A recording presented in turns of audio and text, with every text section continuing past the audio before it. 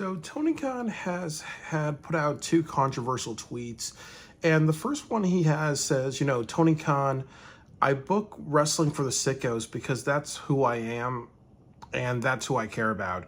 I book wrestling for the sickos because that's what I am and that's who I care about. So, I do think, and he says hashtag dynamite, rampage, collision, and forbidden doors. So, there's a couple of things about this that I don't find this particularly offensive. I really think that he's just trying to be, a little like, yeah, I'm cool for saying this thing, honestly, just trying to rah-rah the crowd, really. And as I said with Tony Khan, that I've kind of noticed that he does this usually because, Collision is, this was yesterday. So, this was like possibly around the time Ring of Honor was on, tonight's Rampage, and tomorrow's Collision. So, this is just definitely to put out something where people will be talking about it, because they'll be like, people are gonna be like, oh my God, Tony's losing his mind, or Tony's unstable, or Tony's unprofessional.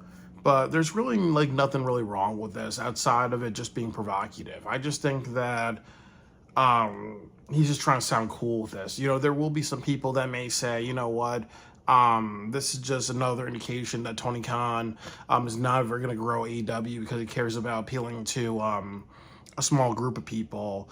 But as I've said before, and I'll say it again, I just think that it's just really just to draw attention and nothing really else. It's nothing really else. It's just like, as I said, it becomes a talking point to people who want to say, okay, he's unprofessional, or he's doing this because he's just saying that he only cares about, his small group of fans, including Dave Meltzer. But, this is just him just trying to be cool and all that, so there's really nothing more deeper than this. But as he knows, people will make it would make this a lot more deeper than it needs to be. Controversy creates cash, so that's all I gotta say about it, so it's definitely baiting people to just make a big deal about this tweet, which I don't think is too controversial at all.